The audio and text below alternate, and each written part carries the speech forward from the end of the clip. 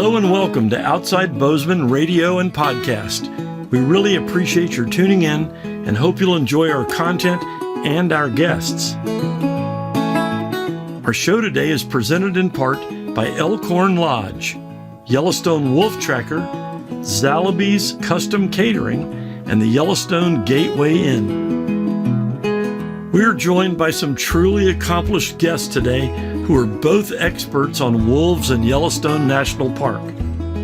Wildness feeds our souls and inspires our dreams, says Robert Redford in his foreword to Rick McIntyre's book, The Rise of Wolf 8. As a writer, biologist, and wolf behavior expert, McIntyre tells an intimate story about what might accurately be described as the most successful wildlife restoration project in American history. The story has a sordid beginning. In 1926, Yellowstone Park rangers shot the last known wolf in the Yellowstone ecosystem. Back then, wolves were considered by many to be an evil menace, and few people cared. With over 30 years in the field, and after taking thousands of pages of notes on wolf behavior, to describe Rick McIntyre as a wolf expert is a vast understatement. He has introduced thousands of park visitors from around the world to watch them, generating millions of dollars every year for local economies. Our second guest today is biologist Nathan Varley, who literally grew up in Yellowstone National Park, where his parents were biologists and rangers for over 30 years. Nathan has advanced degrees from Montana State and has worked in Alaska and Patagonia on restoring wildlife. But now Nathan is home again in Yellowstone with his partner, Linda Thurston, where they operate Yellowstone Wolf Tracker Guide Service. He joins us in part 2 of today's show. I'd also like to thank Jeff Reed, the lead software engineer for the Cry Wolf project, for the stunning recordings of wolves in Yellowstone. Like Jimmy Buffett sings, you don't need no charge card. Just get yourself a diehard and make sparks fly around your head. Outside Bozeman Radio is powered by the Goal Zero Solar Ecosystem, reliable solar power to live your life wild. We don't need no charge card.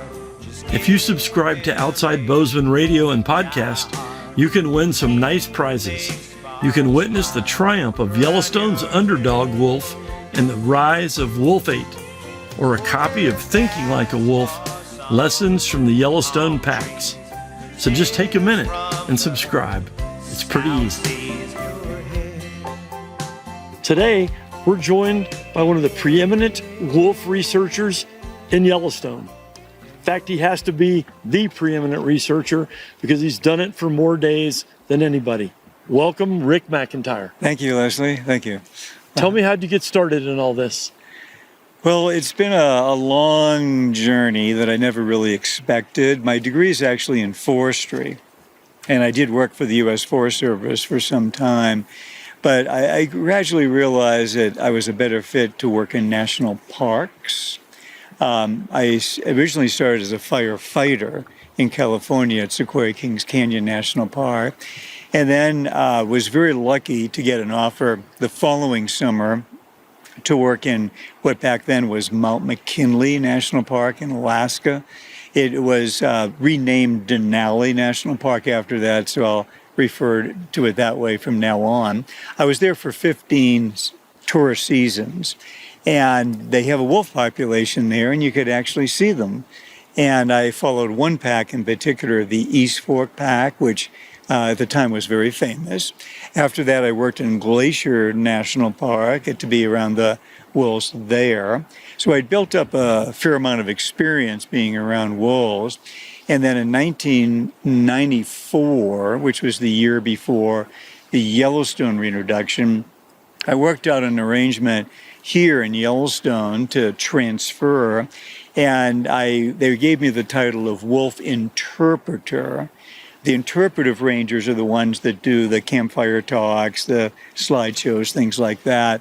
So when I was hired, I actually was the only ranger that had been around wolves in other areas. Later, they hired other people. So my entire job was to explain the wolf reintroduction program. And then after the wolves were brought down, set free, and became very visible, then it was easy for me to adjust in that job to help people see the wolves, give talks about what this pack was doing, what this alpha female story was like, etc. I feel I really lucked out into ending up in the middle of such a historic event. So were you here the day the wolves first arrived? Not the first year, which was in January of 95, but I was the next year, which happened to be the Druid Peak Pack from British Columbia. And it turned out that was a pack that I studied in a lot of detail. So that was a huge plus for me just to be here for that. You know, it's taken a long time for the wolves to get reestablished.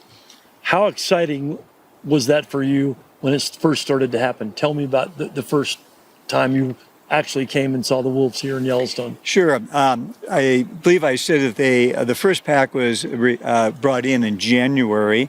They spent 2 months in an acclimation pen, released in March of 95. Back then, I worked in the winters in the desert, specifically Big Bend National Park. So I arrived, I guess it was maybe mid-May, meaning a few months after they'd been released. And I remember as I was driving up from Cody, I thought, my goal for the summer, if I can just see one wolf, part of one wolf, for part of 1 second, I'll be a happy guy. That was my goal. And my first full day in Lamar Valley, I saw the entire Crystal Creek pack. It was totally unexpected. We just didn't think that they'd be very visible. And the reason for that was there was a very intense level of human hunting and trapping of wolves where they lived. So they had very good reason to be afraid of people, not wanting to be anywhere near them. But pretty quickly here, they figured out that this was a different place. It was a safer place. And we had to adjust very quickly to that reality to be able to handle all the visitors that wanted to come and see the wolves. It pretty much, along with grizzlies, became our top attractions in the park. And so I was fortunate enough to be in the middle of that. I would go out early every morning, hopefully find the pack, and then visitors would come along. I'd be in a ranger uniform. They'd ask me what I was doing. I would say, well, come on over, look through my scope. I have the wolf pack. That's the mother wolf. That's the father wolf. Those are their sons. And then more people would come and more people would come. And what was fun is after a while, let's say the first family that I was explaining things to, maybe 20 minutes later, I would overhear them explaining the same thing to the next new family. It was information and stories that spread naturally. It was really an amazing thing to be part of historically. What were the reactions of the first people in the park to see the wolves with you? Did you have some kids with you? Oh, yeah, kids all the time, teenagers, everything you can imagine. Boy, I'd say ecstatic, just like I was back then, because people didn't really expect that. Because I knew the background of the members of the pack, we'll probably talk about Wolf 8 a little bit later, I could tell stories about the family members, who was who, what their challenges were, what their successes were. And then as the years went by, there would be pups that I would know, yearlings, etc., that would become very successful in life, alpha males. Young females would grow up and become mother wolves, raise pups for many, many years. Eventually, the different packs would be contending with each other for territories. Why do you feel historically people have what I think is a rational behavior, just a hatred of wolves? Why is that? You know, it's interesting you say that, and I understand why you say it, but what we find here is kind of pretty much the opposite. I think I said we get 5 million visitors a year now, and boy, they love seeing these wolves. And I think a lot of that, maybe people don't oftentimes think of this, but most people have had dogs in their life. You know, probably right now they have 1 or 2 dogs in their home. And that really means that they're living with a wolf. They're the same species, Canis lupus. So I oftentimes tell people when I speak of the Yellowstone wolves that if they've ever had a dog, they already know a lot about wolf behavior. So for example, when a adult wolf, the mother, father, an older brother, whatever, comes back to the young pups, the pups want to rush over and they want to lick the face of the adult. And that triggers a regurgitation. That's how they beg for food. So almost everyone that's ever had a pet dog has that experience of the dog wanting to greet their human friend by doing that. So that's an example of a remnant behavior from their wolf ancestors. It's really cool. I think the wolves are great. And if you look at the amount of money the wolves bring in, they bring in, I was guiding folks here in the park a couple years ago, and I would ask them, how many people, raise your hand, how many people came to Yellowstone to see cows? And nobody wanted to see any cows. They all want to see, the big ones. They want to see grizzly bears, wolves, and wild sheep. Yeah. Well, you may know that they, I think it was the Montana State, just did a new survey, a scientific survey. They came here, they talked to people, why did you come? And they have a way of figuring out the economic impact of that. And they concluded that having wolves back in Yellowstone right now is generating about $82 million to the local economy. We said that we didn't expect that they'd be very visible. Very quickly, guiding companies started up, mainly run by local people. And now those companies are just hire a huge number of people because there's so much demand. It's hard to get reservations now to go on guided trips. So $82 million, that's a lot of money. And it's a renewable resource. You're not killing the animal. So if 1,000 people see wolves today, another 1,000 people can see them tomorrow and the next day and the next day. And it just goes on and on. So about 100 wolves, $82 million. In a way, you could say that the value to our local economy of having wolves here per wolf, what is the value of a wolf? You could say it's $820,000. It's almost $1 million. Yeah, they're $1 million wolves. Yep. And the people like the bison, the buffalo too. It's just amazing to watch crowds of people on the side of the road, how excited they are. Yes. So let's talk about who's your favorite wolf. There's so many, but why don't we go back to the very beginning, the Crystal Creek pack, and that would be wolf number 8. He was the runt of his litter. So they came down from Alberta in 95. They were actually the first pack unloaded from the horse trailer. And they were put in an acclimation pen about a half an acre or so south of the Slough Creek area. The idea behind the acclimation pens was that we know that, like dogs, wolves have a homing instinct. So there was concern that a family that was captured in Alberta, you drive down to Yellowstone, if you just let them right out of the truck, it'd be pretty much guaranteed that they would start to go north. Now, maybe after 20, 30, 40 miles, they'd see a lot of elk. They specialized in elk. Maybe they'd stop. But we needed them to stay in the park. And where we were going to release them was only 5 miles from the northern border. So they came up with the idea of having an acclimation pen for each pack, a half an acre, chain link fencing. And they fed them for the 2 months that they were in the pen with elk, bison, other animals that had been hit and killed by cars. So they were eating their natural food.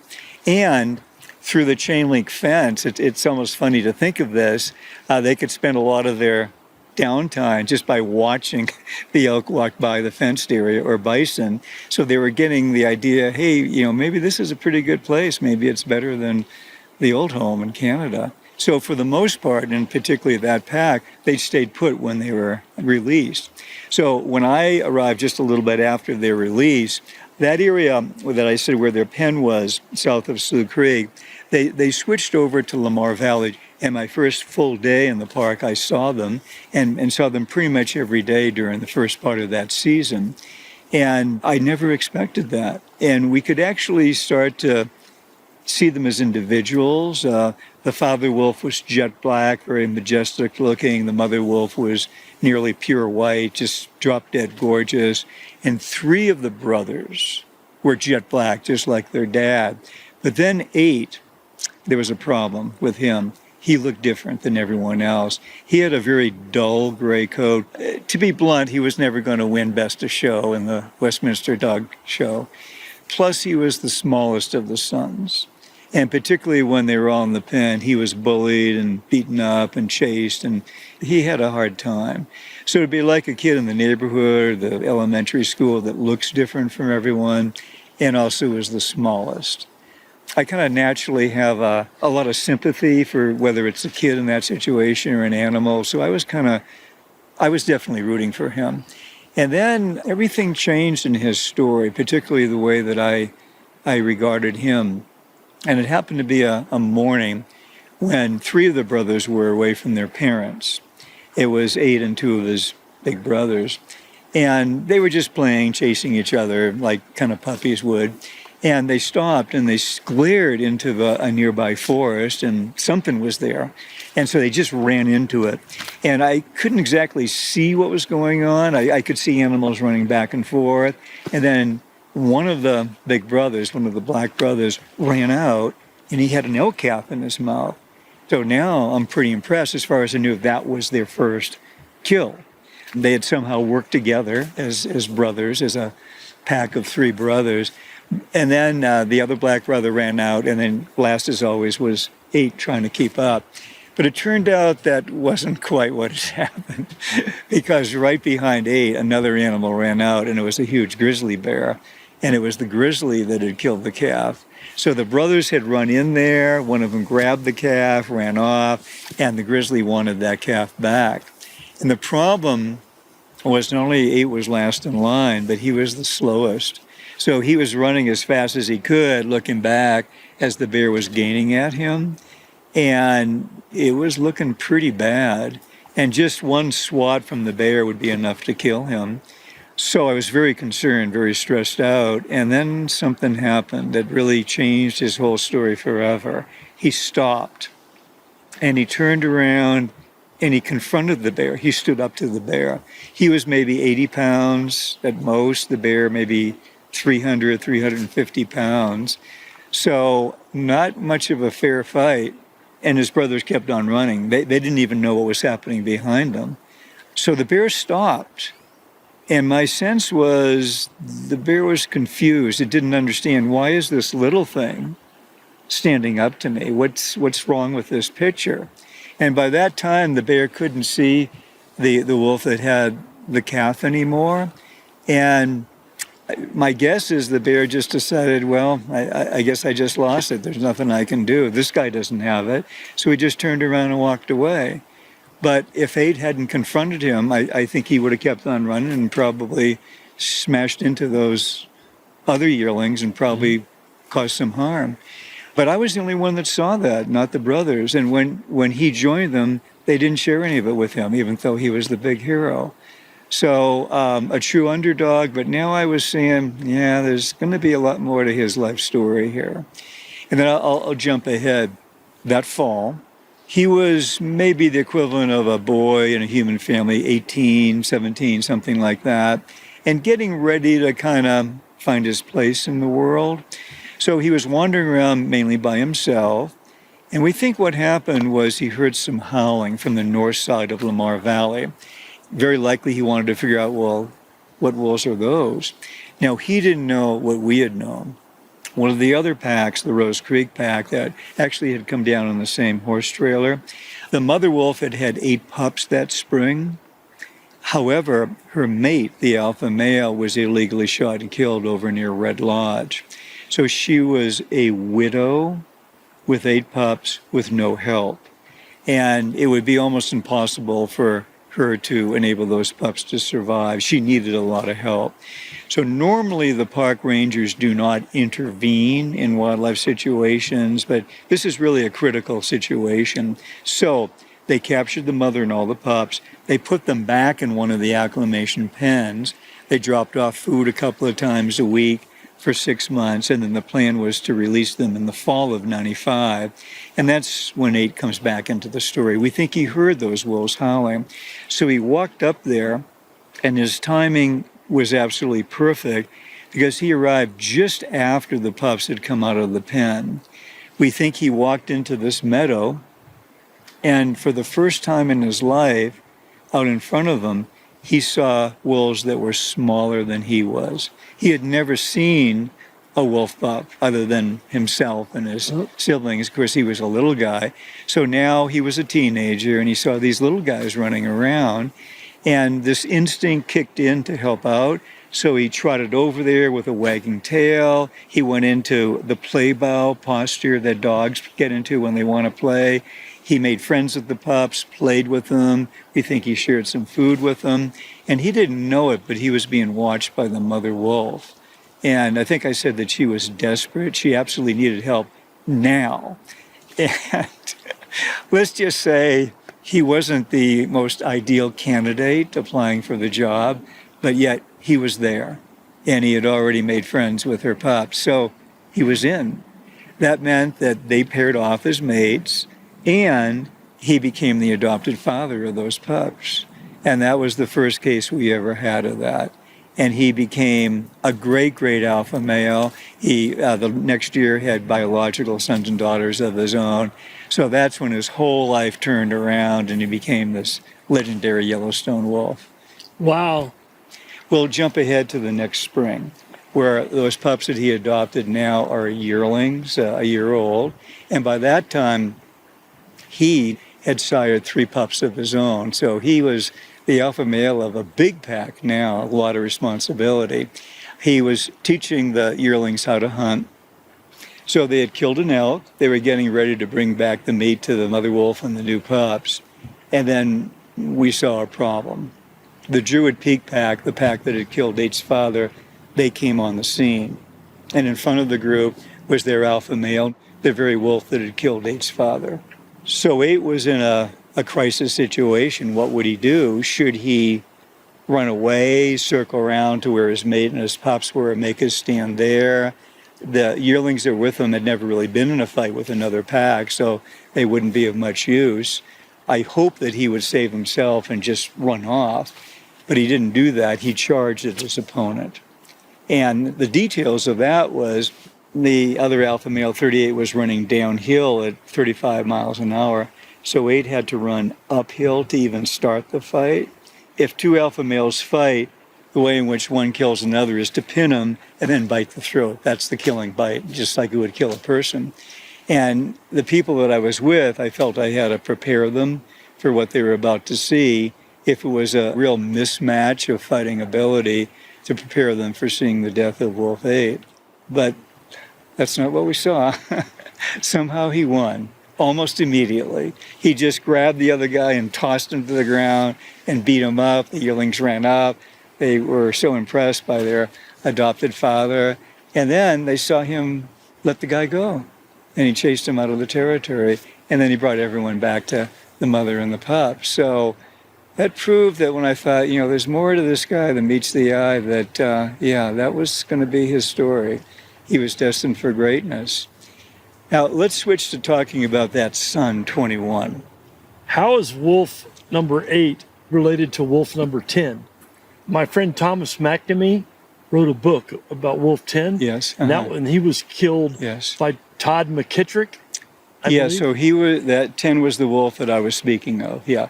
So 8 essentially was the next alpha male, but not related to 10. However, it just happened that they came down in the same horse trailer from Alberta, so they would have gotten each other's scent and everything. 10 was quite a bit older, whereas 8 was a pup.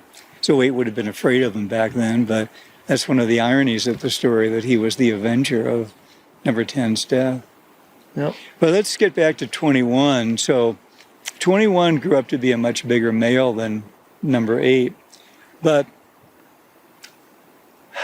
for whatever combination of reasons, 21 stayed attached to his adopted father.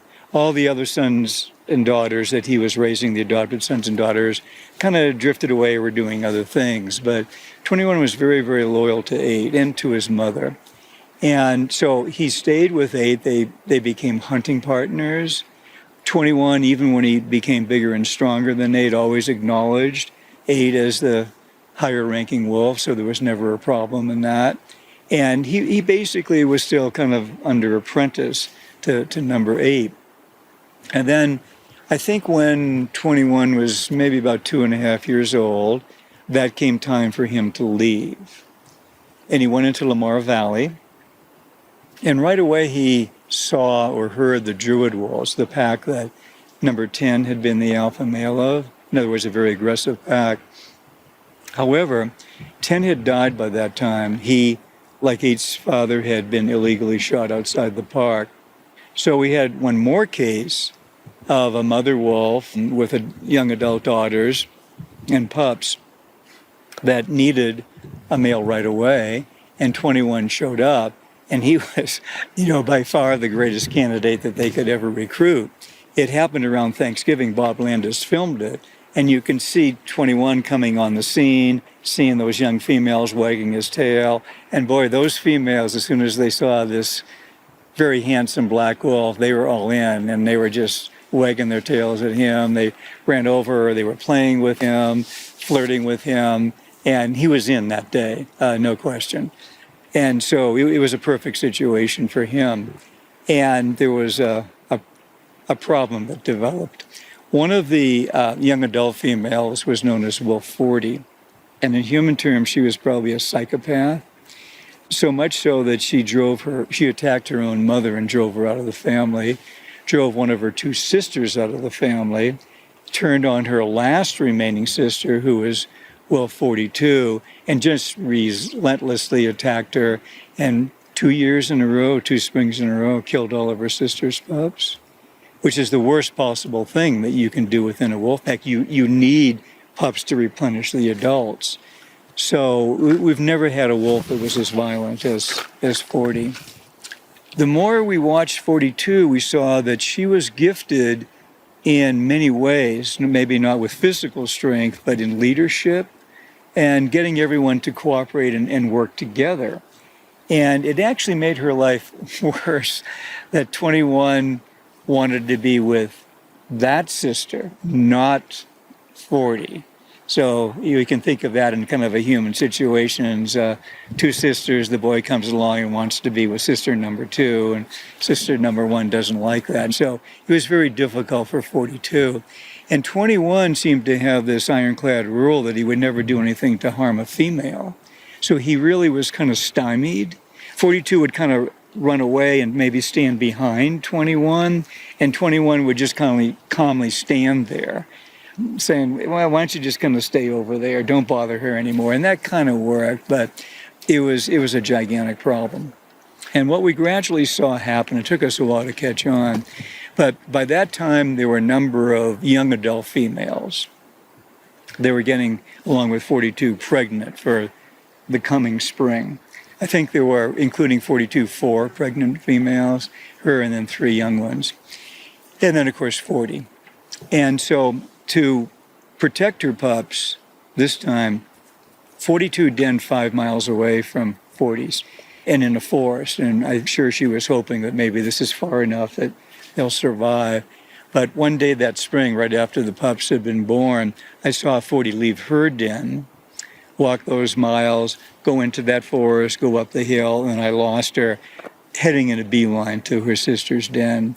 And I knew what her plan was. For the 3rd time, she was going to quench all of the pups so that her pups would get all the food. What's 42 going to do? She really didn't have the strength to stand up to her sister physically, but they were in the trees. There was nothing I could do. It was the end of the day. Went home, came back in the morning.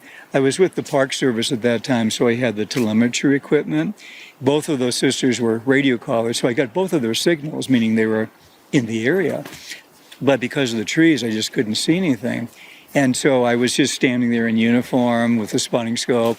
And then a woman, a park visitor, ran to me, and she was hysterical and said, Ranger, you have to come over here. There's an injured wolf. Come here right away. And I'm thinking, oh, it's going to be 42. And she takes me to the side of the road to a little creek, and there's a wolf lying in the water, drenched in blood, almost dead, shivering. And I'm thinking, oh, it's 42, and this is the end. What's going to happen to her pups? So we went over.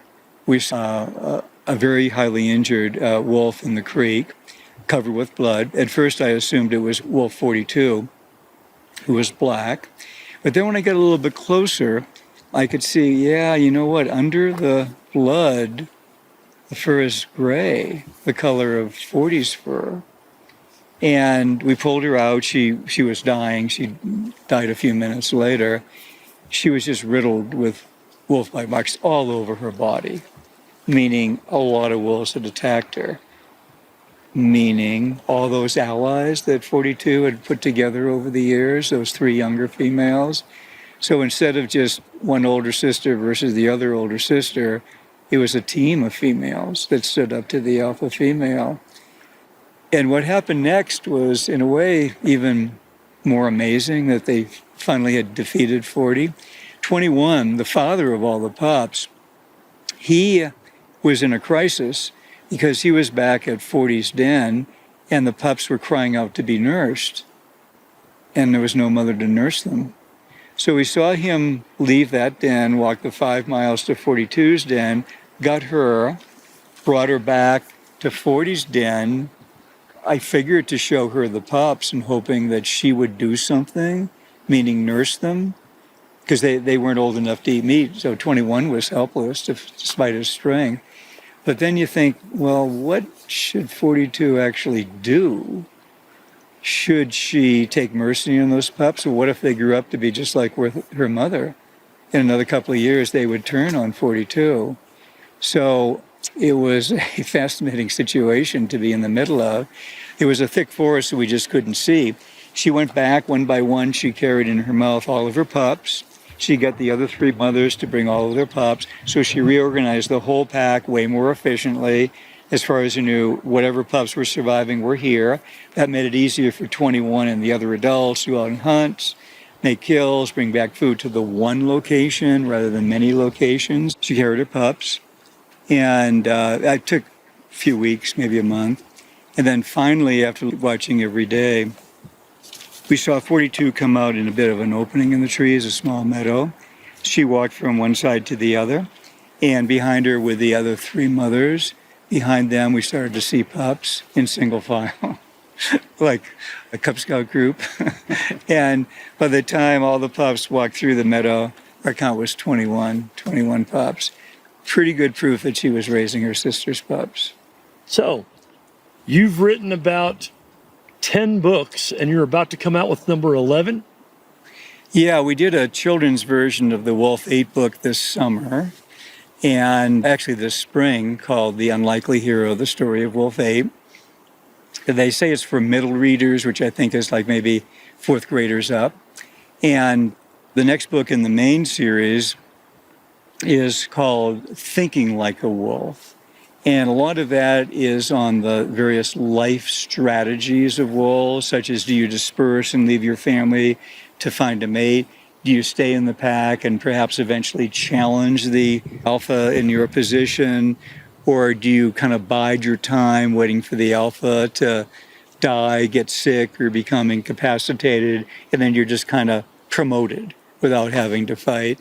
Or do you just kind of do things your own way and kind of become a maverick? So some wolves are like that. So every wolf has its own personality and its own way of dealing with life and trying to get ahead of life. And the other main theme is the issue of resilience. So the current alpha female, who's actually still alive, the first time in one of my books, a main character is alive, 907, she's 11 and a half years old. In human years, she's in her late 80s. And she has new pups this year. Apparently, wolves don't have menopause. She has a young boyfriend. And so one of the greatest wolves we've ever had. She's this ideal alpha female. We hope she has a few more years left, but she's certainly getting toward the end of a very, very long life. So how many days do you think in your life since 1974 have you spent watching wolves every day? Well, it actually started in Denali in 76. I can be a little bit more accurate if we talk about Yellowstone. Okay. So I think maybe toward the beginning of next year, I'll have 10,000 days in the field. And I haven't figured it out for a while, but probably a little bit over 90% of the days I see wolves. And as I say, I did see them in Denali and also in Glacier National Park, but not as consistently as here. This is by far the best. I would hear stories about how you've only missed like a very few days in all those years? Yeah, I did go through a stretch of a little bit over 15 years every day. And then I was required to stop because I had a pretty serious heart situation. So I had to be taken up to Billings and had a quintuple heart bypass. And I survived that and was back pretty quickly after that. Cool. So it slowed me down for a while. Yeah. And then I got back out. What has the wolf meant to your life? Well, I think we might have said earlier in the talk that there's no two species in the world that are so similar in social behavior as wolves and humans. So, just that alone. They live very roughly in a pack structure that's similar to an extended human family with the parents, sometimes grandparents, younger adults, teenagers, young pups.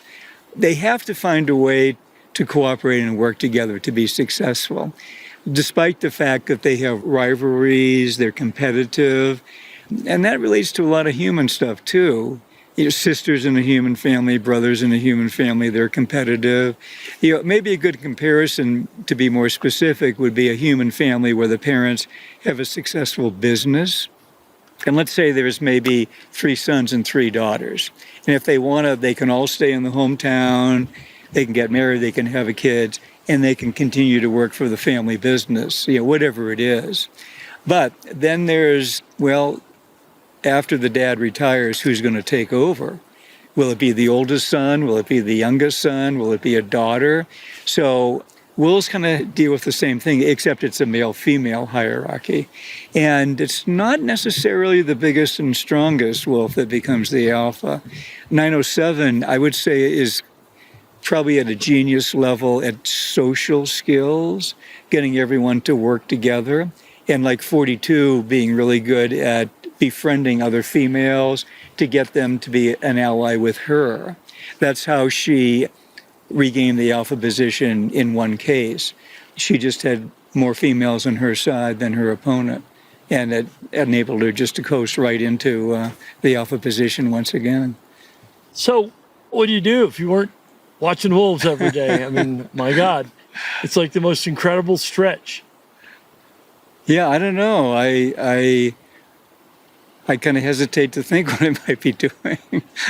I worked initially for the U.S. Forest Service, but I wasn't really happy there. I was much happier with the U.S. Park Service. So I initially was in what we call the interpretive division doing the program, so I probably would have continued to do that. So what do you hope for the future of the wolves here? Are they safe? Is the system going to protect them forever? Well, I'm really pleased. We've already talked about the huge positive economic impact that wolves have had here, and that was not expected at all. We talked about how they're contributing $82 million a year to the economy. So it's really changing attitudes toward wolves. A lot more people are getting on their side because they see wolves as having a value and a legitimate purpose in the West. So I'm naturally an optimistic person, and I feel things are going in a pretty good direction. So Rick, what can we do to spread the message of the wolves? And what do you hope that your books do? What do you really hope for the future here? Well, thanks for asking that. I feel slightly awkward because I'm tempted to say if they want to know more about wolf behavior, they can start reading my series of books, with the first one being the Rise of Wolf 8. I say that because that will give them 20 or 30, 50 times more stories than what we've had time for here about wolves truly are like, what their family lives are like, what their struggles, successes, failures are like. And so I think the more that people know that, the more that they'll be on their side. It's kind of like how if we went back to the mid-1800s, unfortunately in our country, we're doing such terrible things to Native American tribes. And then gradually there came a period where we began to be more respectful and understanding and appreciative of them. So that's what I'd like to see. I'd like to see people have a more accurate knowledge and understanding of wolves, and I really believe that will lead to much higher acceptance of them. I'm going to ask you one more time. So what did this mean to your life, all this wolf watching? Well, I feel I'm the luckiest guy in the world to be in the middle of this. And it's not just because of the wolves. All what we call the wolf watchers are the best people in the world. And I've known some of them for almost 30 years. And I know for sure that many of them, let's just say, have different political beliefs than I do. They go to different churches maybe than I do. Some are from the country, some are from the city. But it doesn't matter to any of us what your background is. We're all in it for the same thing, to watch the wolves, to promote the wolves, to help new people see the wolves. So I really like that social context. It's a very positive thing. I wish everybody had that in their life.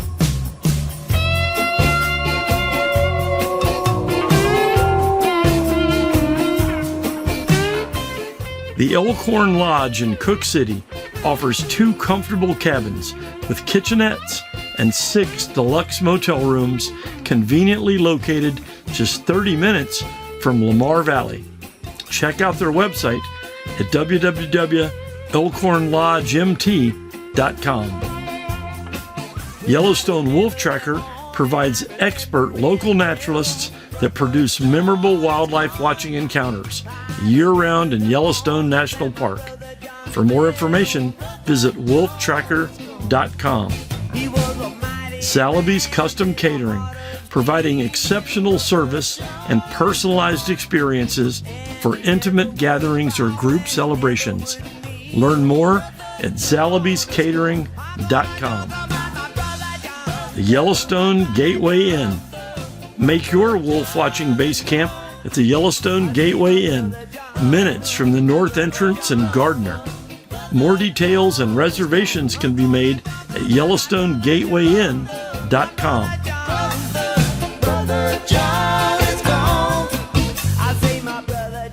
Today we're on the edge of Yellowstone near Gardner, Montana. Our guest is Nathan Varley. He is the co-owner of Yellowstone Wolf Tracker.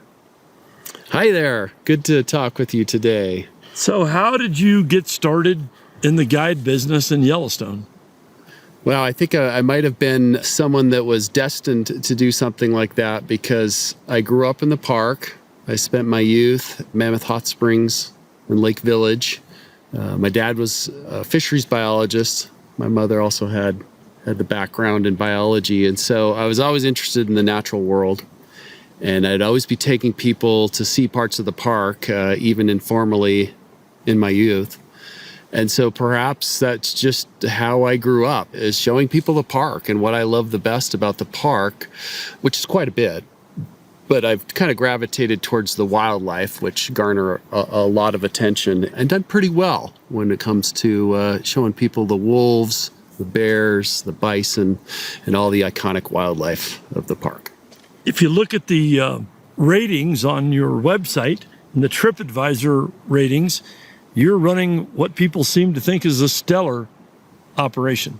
Yes, we're fortunate that way. And part of that is the activity. And, I think people are just blown away by the amount of accessible wildlife and what they can learn in a single day in Yellowstone with us.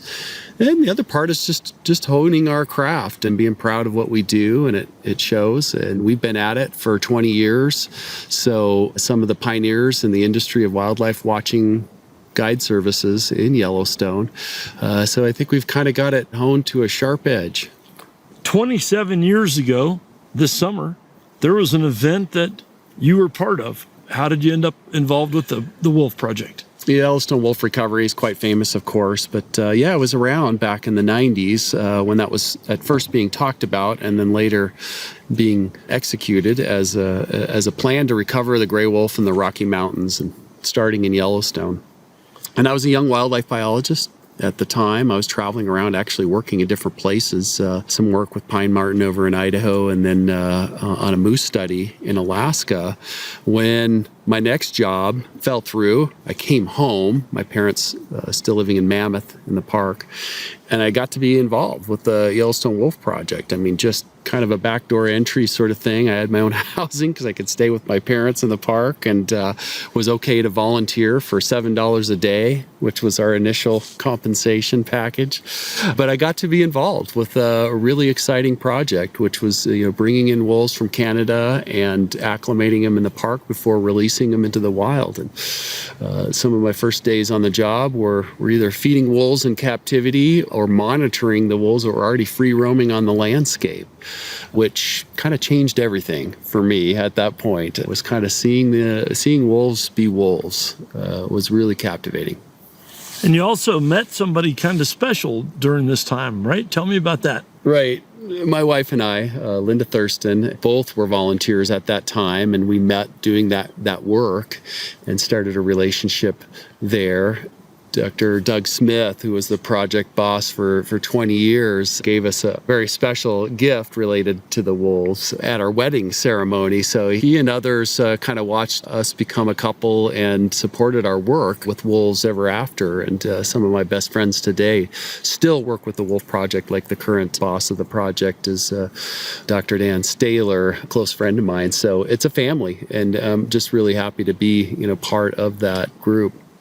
Well, how did it make you feel the first time you came into the park and you were working with the wolves and you actually saw the wolves wild in Yellowstone? How did that feel? It was pretty amazing. I'd done a lot of wildlife observation. I love different species for what they are, and always very curious about kind of learning the ways of a new wildlife species by tracking them and observing them in the wild. And here were wolves that I had really very little to no experience with at all at that point. And some of my first days on the job, where we actually were able to track and find the packs in the park, were pretty astounding. Like, oh wow, I have all these amazing impressions forming of what the wolves are all about. And one of the first things to share with the audience is that I saw a pack of wolves that I could all immediately identify as individuals. Like, each individual was distinct. And a lot of the experiences I'd had in wildlife were that, you can't tell individuals apart very well. I'd worked on an elk study, I'd worked on a coyote study. Those are a little more subtle to tell the difference. But when wolves come in every shade from black to white, and all in between with the different gray markings, it's like, wow, these are really distinct individuals. So I saw wolves as less of a group and more of a collection of individuals, which I thought was a really exciting way to start observing them. So when you're out in the park with your clients, describe what it's like when they see their first wild wolf. I love this too. I love that point when they finally get to see what they had come for, what they might have hired us for, or even quite often it's the reason they decided to visit Yellowstone, decided to visit Montana, which I want Montanans to know. Like, people decide to come and spend their money on vacation in Montana because they want to see wolves. It's a significant subset of our visitors. And they love it. I think it sometimes takes some by surprise a little bit. I love the comment, oh, well, they're just like dogs. It's like, well, yeah, that's where dogs come from. Like, of course, you're going to be already familiar with much of what wild wolves are all about because of our own experience living with dogs. And most people have that experience. So they're already familiar with wolf behavior, which I think is a neat connection for people to kind of finally make, rather than assuming there's something exotic about wolves that they've never seen, that they'll be surprised by. It's more like they're surprised by their own familiarity with what wolves are all about. And I just think it can be really touching for a lot of people, that, and just seeing wolves in the wild and how beautiful and interesting they are. Some people are really moved to tears by it, which I think is like, yeah, you can go home at the end of the day thing like, I had a great day when somebody has an experience like that. What do you think the natives who lived in the park hundreds of years ago, what was their relationship like with wolves? What would you imagine? I think they had a pretty profound relationship with wolves, one that I think revolved around a partnership with wolves themselves, and that the mountain cultures of Yellowstone, like the Shoshone, Bannock, and others, really traveled the landscape where they couldn't use horses in a lot of ways, and they traveled with wolves. It's like, oh, we could call them dogs. There's some form of a canine in between a wild wolf and a wolf that's been possibly for multiple generations living among humans in an encampment of Native Americans. And that was really common, very, very common. So they actually traveled, lived, hunted, did all their activities with wolves to mutual benefit. And I think that's a really profound aspect of our history, our collective history in terms of humans and wolves together, is that, we kind of helped each other along for a good section of thousands of years of our coevolution. And I think that's something that we always should keep in mind, is that close relationship that's ancient with wolves. Maybe you've been guiding some children, 10 or 12 years old, kids, second, third, fourth, fifth grade. When they see a wolf or they see a bison, what's it like? Yeah, they get really excited too. And there's a combination of fun stuff with that, because sometimes it's a very fearful thing. They've never been around an animal that big. They can sense that there's a little bit of predictability, maybe with this, like a close encounter with the bison. And it's just fun for them, because I think, they get a little shot of adrenaline with their curiosity, because they're so big and formidable and interesting. I love the enthusiasm of kids around wildlife, and the ability then to kind of teach them a little bit more about what they're seeing and what they're experiencing is also priceless. So how have the wolves affected the daily lives of folks that live in Gardner and live along the borders of the park, maybe in Paradise Valley? How are they adapting to living with wolves? Well, it's always a precarious coexistence, living with wolves. I would say the net trend over the last several decades has been towards a coexistence that's manageable, that's workable. In other words, a lot of the difficulty and stigma of sort of living with wolves has dissipated to some degree. A lot of people, I would say, the net benefit is that it's great to have wolves on the landscape. They're another tourism attraction that I've talked about, as far as a reason why some people might want to come to southern Montana to see Yellowstone and go have a day or two looking for wolves and other predators in the park. That's a big part of why people come, and I think locals get that. I think Gardner gets that, and the number of guide companies like ours has really grown quite significantly in recent years. So they're employing a lot of people in a sense, and that's a better tax base and more of a community for us. Are there critics of wolves being back? Well, sure. There's some changes in the economics of how that's worked through the years, and I'm always dedicated to solutions when it comes to the actual on-the-ground challenges of living with wolves, like livestock depredation and whatnot, which isn't super significant, and especially not in the Gardner Basin, but it happens, around the state. And for that, I think we're dedicated to helping with the solutions, as are the producers themselves. Well, it just seems that some people that really need to remain unnamed on this, or I might get shot, some people are just adamantly want to kill every wolf that moves. Yeah. And I encountered that too. And it's just a difficult aspect of managing wolves for, say, the state or the park or anyone, is that wolves really bring out a lot of emotion in people. And they kind of leave reason behind, whether they love wolves or hate wolves. They're not necessarily acknowledging all the facts about wolves. And so, people might say, I hate wolves because they're terrible predators that kill a lot of livestock and eat a lot of big game. When if you look at the evidence across a larger landscape like Montana, you don't really see a lot of evidence for that being a big problem. A lot bigger problems, and the problems that do occur are pretty small and isolated to particular situations that we might better address on the ground in that situation, rather than saying like, oh, we just need to kill more wolves to solve problems. And I don't like that approach. I just feel like this blanket approach to like, oh, well, we'll solve these sort of problems by just killing more wolves across the landscape, I think is really misguided. I haven't seen a lot of support for it in my experience here living in Montana, or with what the data shows.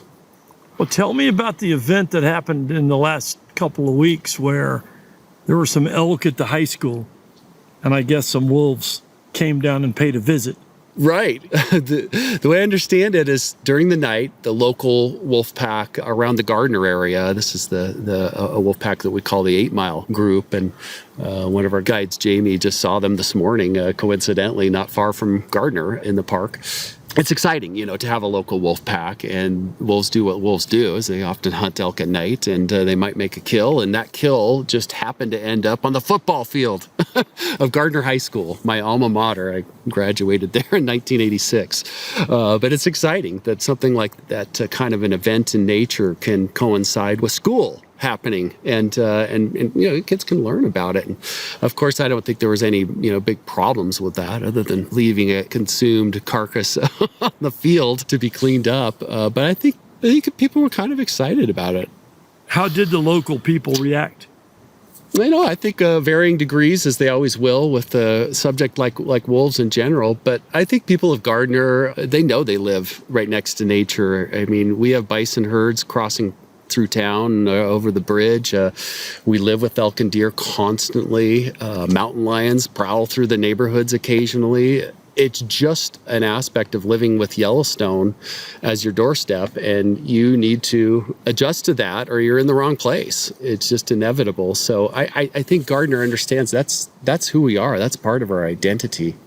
As we sit here outside of Gardner, a couple of miles, and we're looking at the mountains and snow-capped peaks. Yes. It's just such a beautiful place for listening to the creek. Yes. And people come here from cities. To me, they can't find this kind of ambiance and quiet. Right. I think they can be shocked by it even. I think a lot of people that are used to so much noise going on finally hear silence, don't know what it is or can't relate to it very easily. But I've always been one to suggest that people that come to Yellowstone need to come to Yellowstone and to experience it.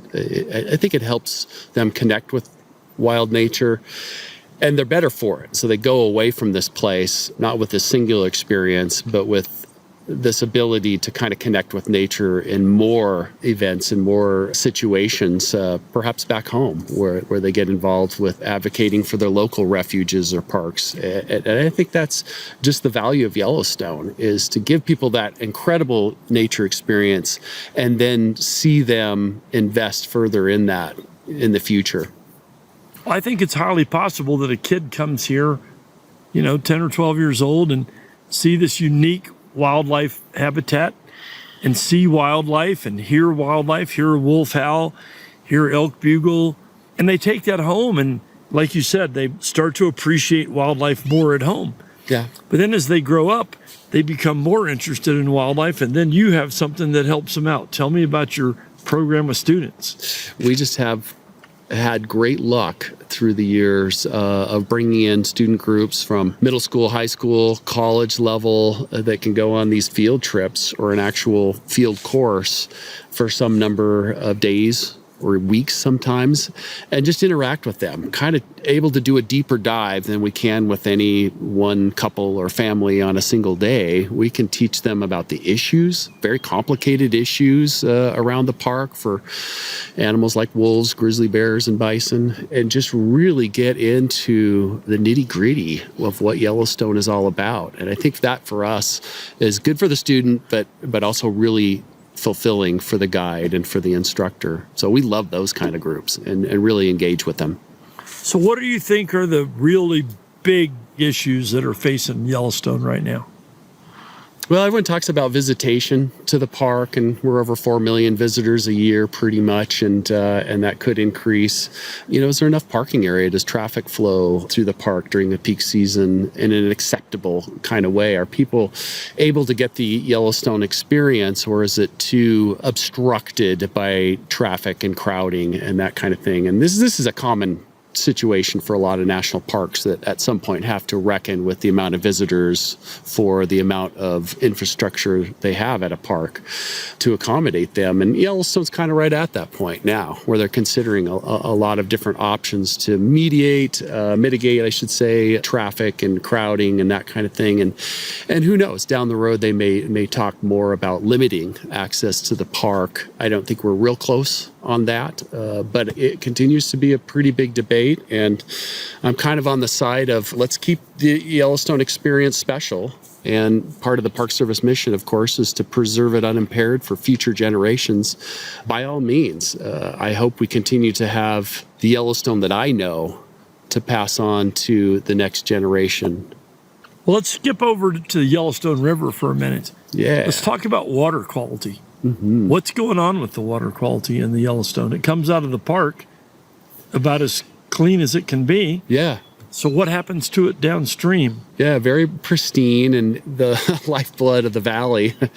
We can use it for a lot of things, whether it be recreation like rafting, boating, fishing. Those are important industries to the state, but I recognize also that it's being used for agriculture. As long as we're staying away from runoff of chemicals or, herbicides, pesticides, that kind of thing, I think it'll stay this resource that we've all come to rely on. So what do you experience locally about the situation with the growth in the grizzly population? So a lot of people want to perhaps delist the grizzlies now. And what do you think that would do? Right. And I'm unconvinced at this time, even though the population has done well overall. So the numbers of grizzlies are good in and beyond Yellowstone. But I'm unconvinced that in the era of climate change and the unpredictable nature of the climate and how that can affect food sources for bears, that we're in a position where we can sort of say like, we'll pass on grizzly bear management to the states. States haven't done a bad job with recovering bears, but they're too vulnerable to politics. And we saw that with wolves and the change of an administration and Governor Gianforte coming in and totally taking a whole different approach to wolf management in the state of Montana. I think that's indicative of the problem that I can foresee with grizzly bear management too. Is we can just take a few top-level decision makers to decide we want a lot fewer grizzly bears around for whatever reason they want to try to rely on, and go ahead and do it. And we've really seen that with wolves to a shocking degree, trying to take more and more wolves when they don't even know how many are out there.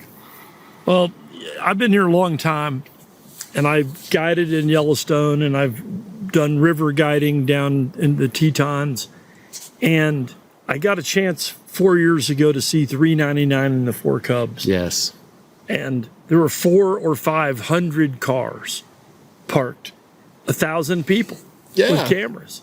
And it was like a circus thrill show with wildlife. Yeah. But 399 has really done some stuff to the viability of loving wildlife. I think we have to be hyper vigilant around those kinds of unique situations, usually stem from national park experience with individual wildlife. Ensure managers of all kinds kind of hate like the individual animal becoming really popular. It makes their jobs more problematic, granted. But I kind of love it from a cultural standpoint, the idea that people can celebrate the life of a single bear or a single wolf and really kind of get attached to a story which can be told in a broader sense around the conservation of the species. So I think it's immensely valuable to channel people's interest and enthusiasm into the topic of, say, grizzly bear conservation through the life of a very famous bear.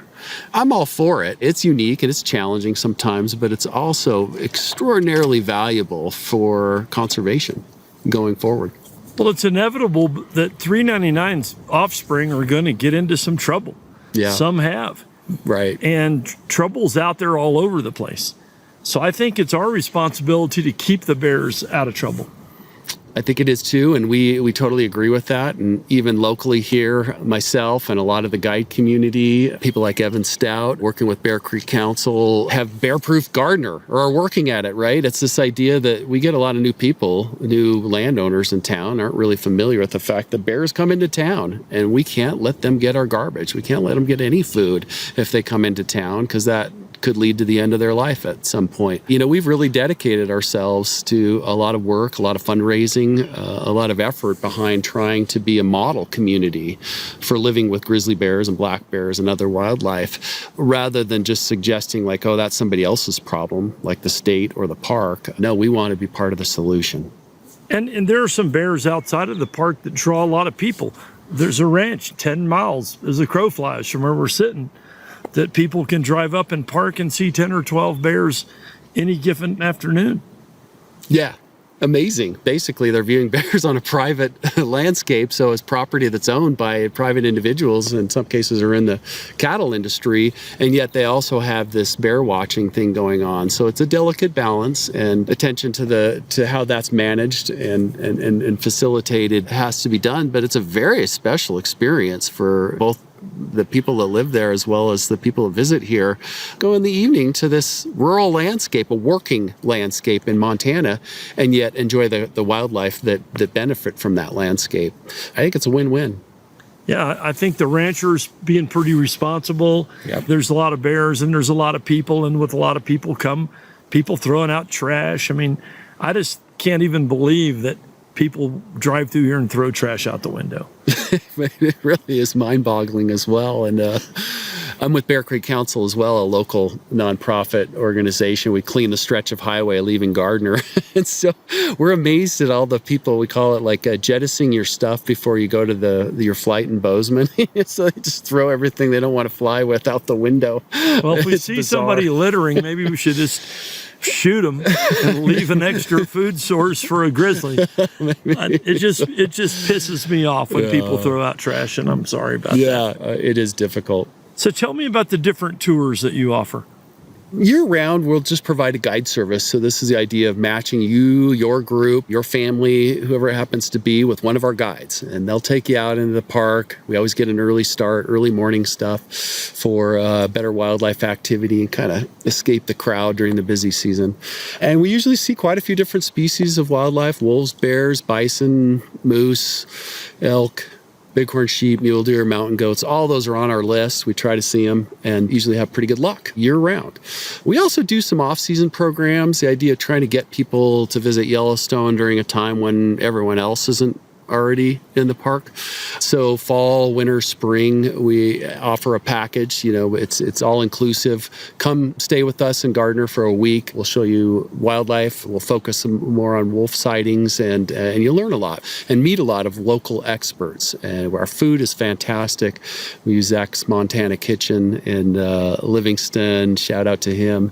And Zalabee's another caterer, Anne Marie. Great chefs that are actually one of the reasons that people like, I'm coming back, because the wildlife sightings were great, but so was the food. So I'd like to brag about that. Well, it seems like there's quite a bit of growth in Gardner and certainly in Paradise Valley, and there are people that are doing a really good job with their development, and they're serving a quality product, and they're just high quality, and that's what people want. Yeah, absolutely. And that's really been our experience, is that they'll come back again and again. We've had people that have done a dozen of those week-long programs with us through the years. You know, they just like, I look forward to it each year or every other year that I do it, and we welcome them back. Repeat businesses and word-of-mouth advertising is what it's all about. I think so. Because if people tell their friends, oh, we had a great time. I've had my friends call me this week saying, I want to go to Yellowstone. What do I do? I think it's pretty cool. Yeah. So what do you think about the future here? The next 5 years? What do we got to really pay attention to? What are we looking at in the next 5 years? Well, I'm just hopeful that there's no major disruptive events, because the last 5 years have been chock full of pretty big disruptive events in our life and our business in Gardner. So we had some major structural fires that took out a block and a half of our town, and we kind of missed those businesses. They're great for visitors, but they're great for the community too. We had the pandemic. Everyone's familiar with what happened during the pandemic, and those were challenging times to bring visitors to the park. Paradoxically so in some cases. Like, I think 2020 was super crowded for us because a lot of places were shut down, but Yellowstone was open.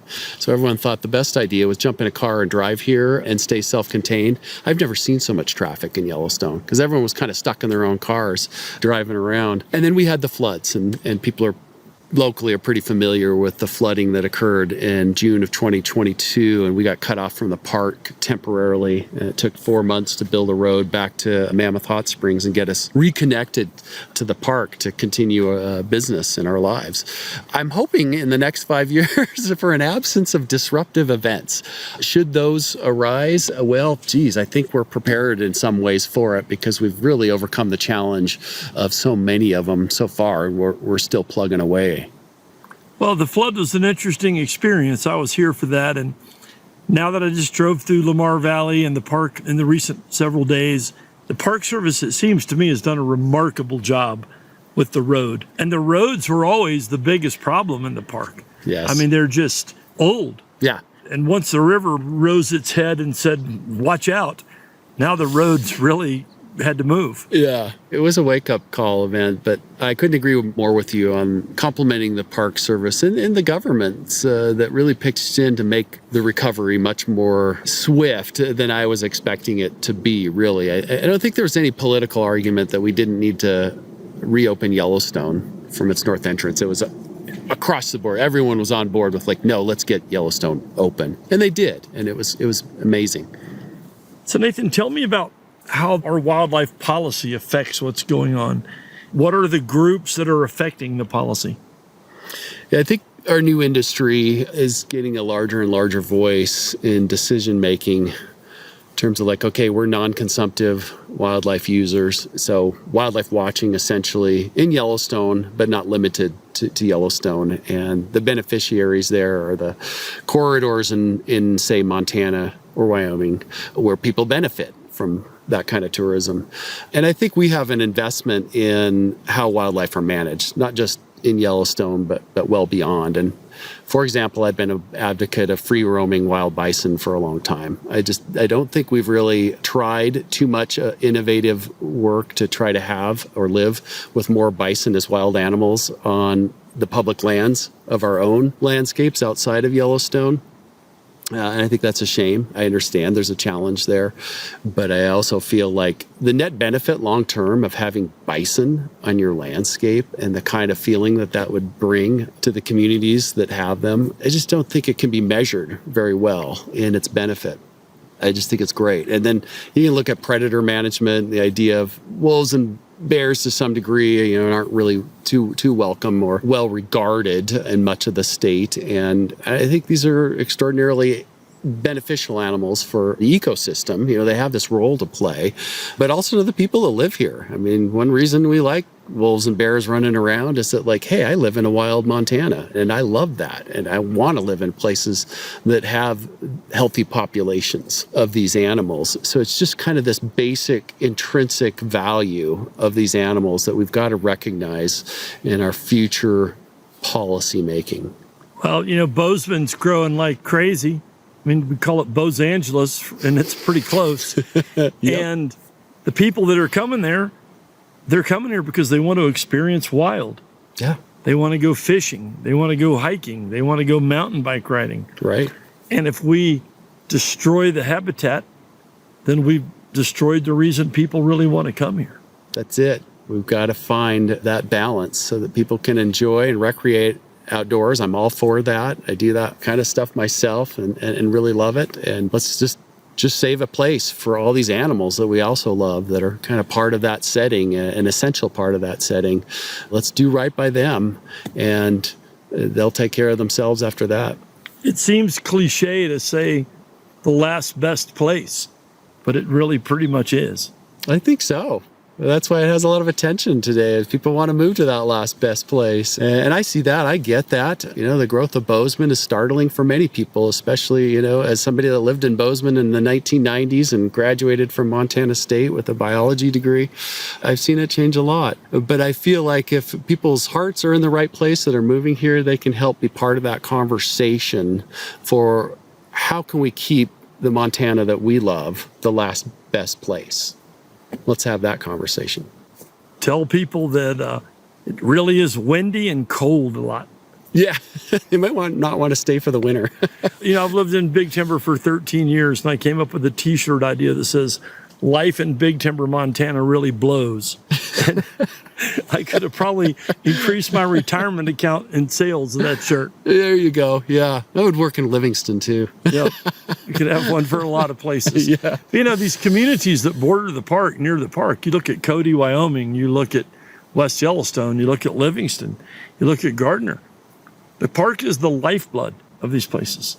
It really is. I mean, whether you're in the tourism industry or you just like to recreate, having Yellowstone Park, over 2 million acres of wilderness area right by, it's just such an asset for everyone that lives here. It really is. And if you can't connect to that, then maybe you should think about moving somewhere else, because this is it. People in this area are all about Yellowstone. It's been really great having you as a guest, Nathan. Tell people how to get a hold of you. Yeah, if you want to look us up on the web, we're at wolftracker.com, Yellowstone Wolf Tracker. That's a good way to contact us, and we can set you up with some guide services or just give you some tips on what to do while you're in the park. I really appreciate you joining us today on Outside Bozeman Radio, and we really appreciate your support. It's been a fun discussion, and I'm happy to be a supporter of your podcast. Thanks a lot. Thank you. We'll talk to you soon.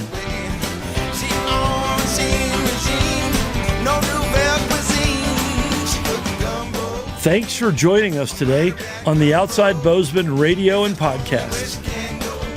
Thanks again to our Outside Bozeman Radio sponsors, who include Elkhorn Lodge, Yellowstone Wolf Tracker, Zalaby's Custom Catering, and the Yellowstone Gateway Inn.